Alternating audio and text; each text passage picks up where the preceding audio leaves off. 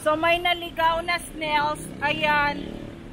Sabi ng asawa ko, ito yung pinaka-hate na hawakan talaga, itong snail na to. So ayan, hate niya hawakan.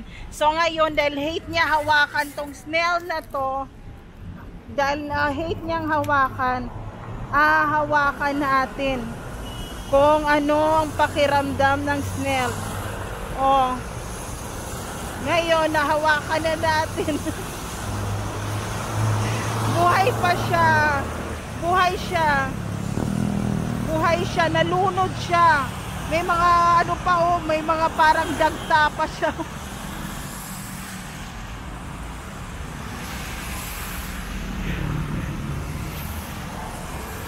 Baliktarin natin. Ayan. Buhay pa siya. So save natin ang snail. Ayan. Kasi ako, pwede ako humawak ng mga bulate, lahat-lahat.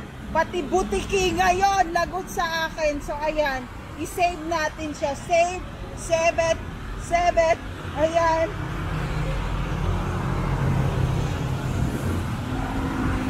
Dito natin sa may halaman ilagay. Ayan, para ma-save siya. Ayan.